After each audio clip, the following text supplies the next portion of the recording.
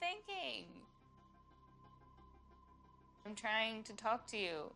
You know what bothers me? What? Come on. Whatever you want to say. That you drank so much. Yeah, and you drink too. Yeah. You threw up at 3 o'clock in the morning and didn't come home the other night. Hey guys, and welcome to Little Black Book. You already know what time it is. Are you mad? Are you mad? Are you lean? Gay. I said March, we're coming strong. You understand? Baby, let's just fill that up.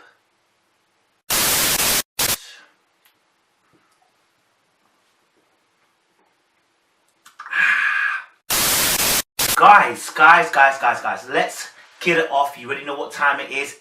Are you mad? Are you mad? Are you lean? We're going to be talking to you about Married at First Sight. Oh my days. I don't know where to even start, but let me start with Luke today because that has been our favourite villain through the whole series, and I am planning on doing a whole Luke video at the end of the series just to moderate the villainy. I mean, the guy is equal. If you guys have followed me since what was the show? Love him. What was it called? Ready to Love. We had another villain called Aaron. Same type of thing. We've got Luke here doing the same job. We love to hate a villain, okay? So it's important for good TV. Let's be for real. But we have to obviously talk about the behaviours that he's exhibited, and kind of break them down and expose of what they really are. You understand? So I've got some notes.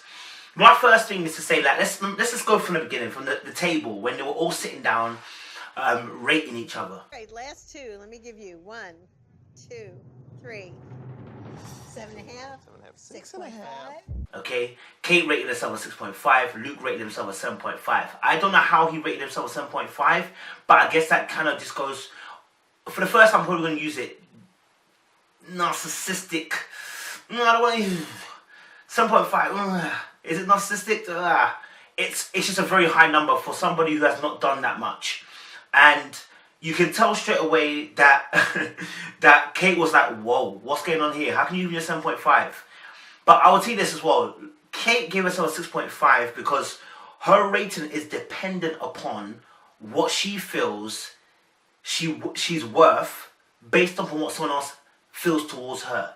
That's what she's giving her answer based upon. She's not giving her answer based upon the fact that she's done, because she said later on, she's done everything she can do, okay? She said previously in a relationship, she's a 9.9. I gave myself a 6.5 as a spouse because I feel like I am trying, but I'm not getting results. But in this relationship, she's done everything and yet still nothing's working. So why did she give herself 6.5? Because she's the type of person that is influenced by when someone else feels that they are not, when someone else feels a certain way towards her, she will take on their feelings and begin to exhibit, or I should say inhabit, those feelings that the person feels towards them. I feel like in every other relationship in my life, I'm at a 9.9. But with this one, I'm at a 6.5, and I'm just like stuck, and I have no idea how to get higher. If the person said she was stingy, she'll suddenly start feeling like she is stingy. Because what she does, she inhabits, or she takes in, or she pulls in other people's opinions and makes it hers, rather than actually saying, look, no, that's not me.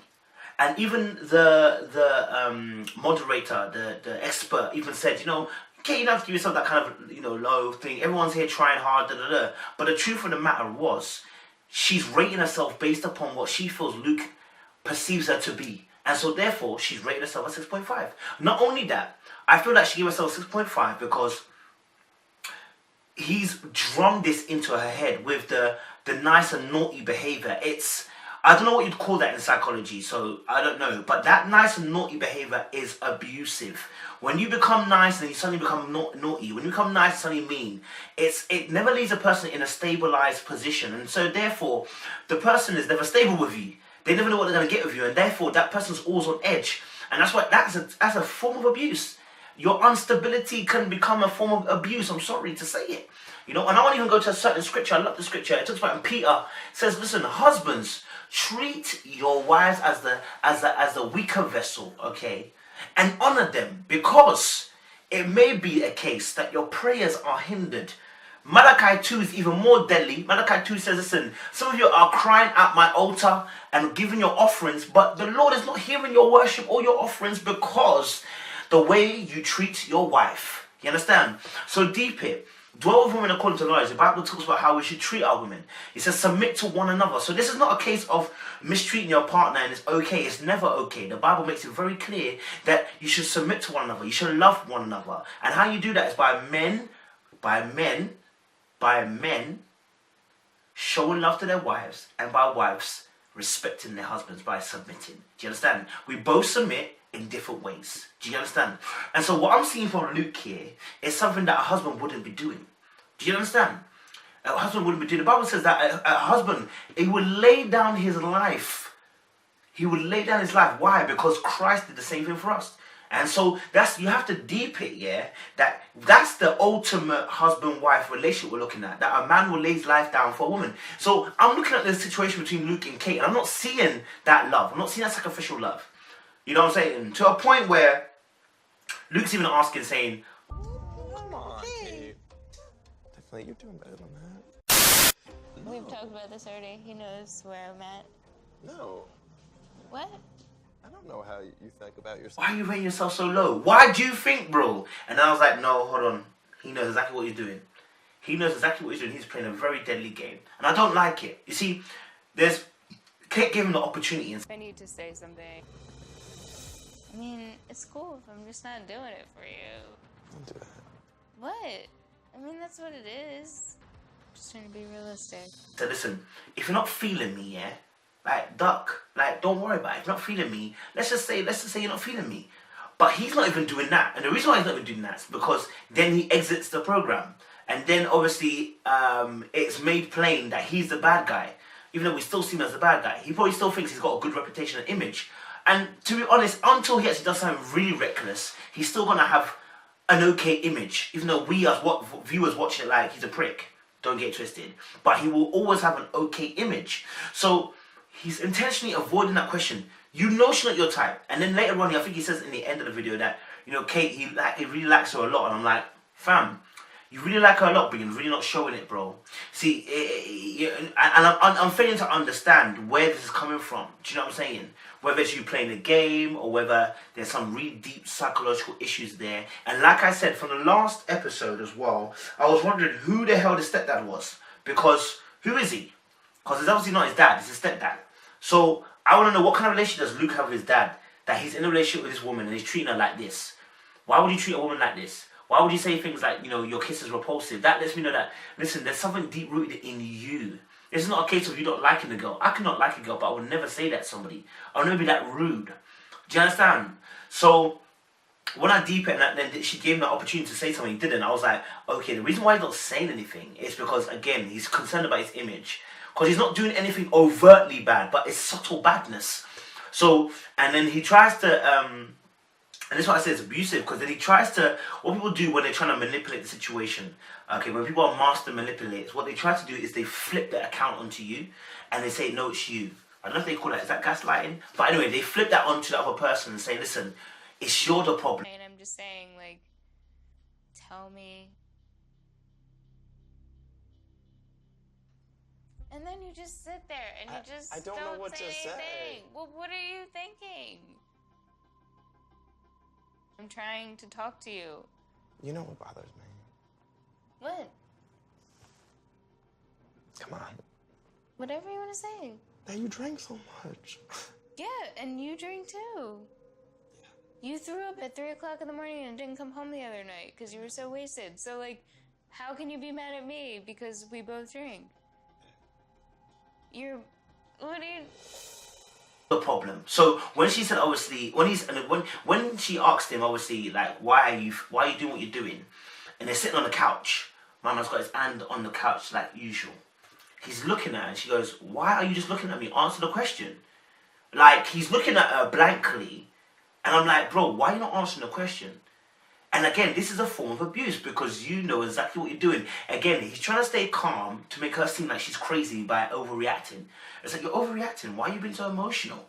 Like, it's not even that deep. Why are you being so extra for? You know what I'm saying? And that's the kind of behavior I see from him coming out of him. And so when I see, and when she prompts him, like, why are you not saying anything? And then he said, then he had to go on to his abusive tactic, which was to say that there's a drinking problem. And what's even more concerning is the fact that she brought up an issue, which is like, you're telling me I've got a drinking problem. You threw up at 3 o'clock in the morning and didn't come home the other night because you were so wasted. So, like, how can you be mad at me because we both drink? What do you... There's a lot of things in there, isn't it? You were drinking. You were out late the other night. You didn't come home. And you threw up. And you're here to talk about someone else's drinking. How dare you? What point are we seeing, or what evidence did you bring from the last episode as well? We asked you, what evidence did you bring that this girl was drinking too much? And this is where I say it's a form of abuse. And instead of just being honest, Luke, if you don't feel it like that, get out. See, someone who's honest about the process will say, look, I'm not feeling you, I'm going to get out. But you see, either you're acting, or you truly are a manipulator. Choose one of the two. See, if you're an actor, I can see why you're doing what you're doing. You're trying to get more media light. Do you understand? But if you're not acting, then you really are a manipulator. And what you're trying to do is break this girl down, because there was a point where she smiled and then she stopped smiling. And I started seeing it's going to begin to become a psychotic episode if we don't stop this. Like, there's a part in the process where I think the experts need to get fully involved, because you are the one who birthed this relationship. It's not like these two met you on the street and these two are doing things their own. You birthed this relationship, and therefore you need to be involved as an expert. I couldn't feel comfortable sitting there watching this. And so therefore, this is all becoming entertainment at the expense of somebody's life. And I'm saying this because mental health, is such a big thing now, and such a huge thing. And it comes from episodes like this, when people are making people feel like they're crazy. How are you drinking, getting drunk, and then getting finessed, and not coming home, and then trying to say that I've got a drinking problem? That's madness, and it's madness. And you've not got the minerals and the balls to ever say that to me, because I will tell you what it is. I will tell your clerk that it's not correct. Do you understand? So for me, I'm seeing a lot of that behavior from Luke, where he's trying to put the blame onto her, and it's like, it's no. And I feel like Kate needs to grab some strength and tell him, I'm not having this anymore. Yeah? If you want to stay in that relationship, Kate, you feel like there needs to be a glimmer of hope. You need to stand up for yourself. This princess crying, no one's gonna do anything about it. Like, when she was crying on the bed, all I could think of was a little kid. The way she was crying was like a little kid. And I was like, okay. I'm not saying that grown people don't cry, don't get twisted. What I'm saying is the way she was crying, the energy she brought, it was like a little kid.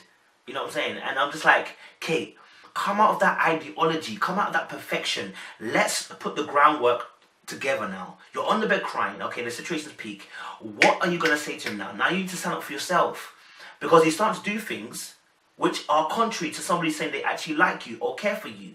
So now when they're doing that, you got to call them out. It's not a case of going down to the camera and say, look, Luke said that, my kiss was repulsive. Call this clerk out. You understand? The same way you did with the drinking thing. But you got to push it further. Listen, look, if you're going to talk about my drinking, you need to talk about your own drinking. Don't try to push it onto me.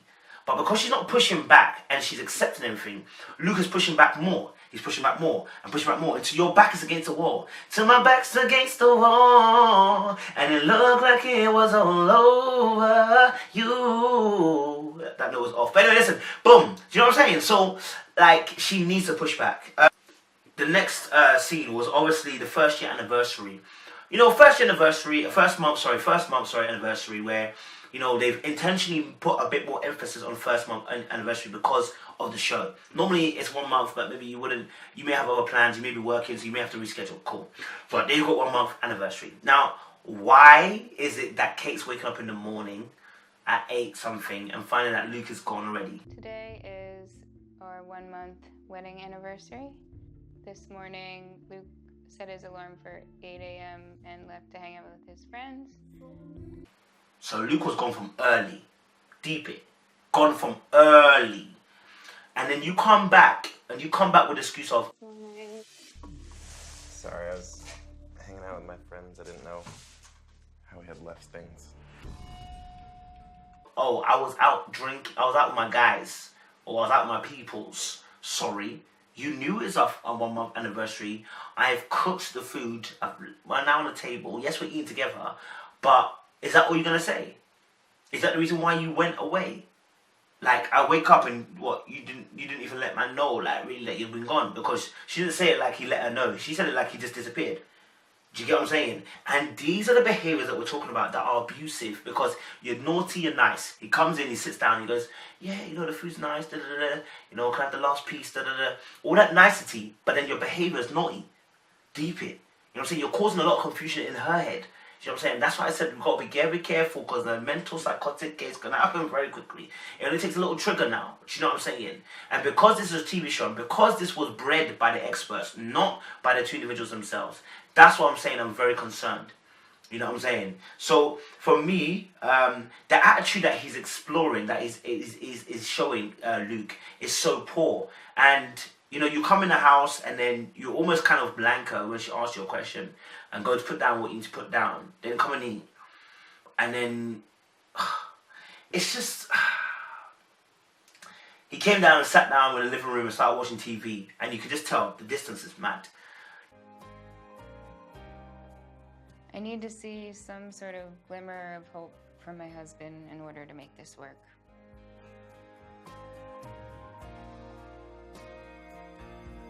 So you can tell that obviously, you know, that he's very conscious, Luke, about his behaviours.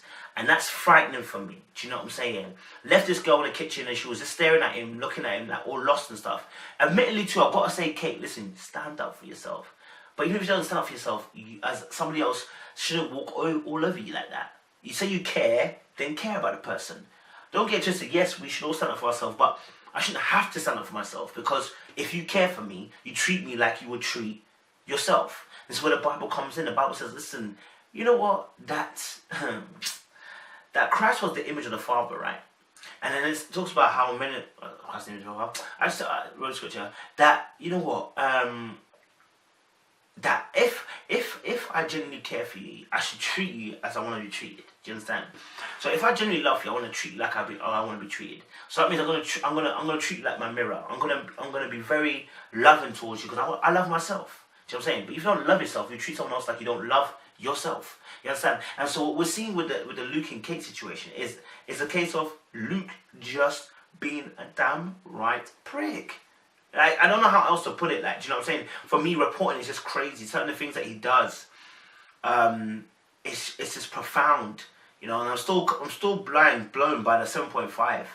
And then he just pretends as if, oh, why are you giving out 6.5? And she said, look, I already told you why. Da, da, da. And it's just like, Luke, And you're almost trying to say that it's unattractive, that she's not confident. And I'm not going to deny that, you know, confidence is sexy, but she's here because of you. She's got she's got that expression, that facial expression because of you. I don't know if you agree. Like, share, subscribe. Let me know down below your thoughts as well. I'll put some questions down there. You already know what time it is. Little black bug. Let's start again. Little black bug, you know what time it is. Woo! You already know what time it is. Married at first sight, baby. Little baby.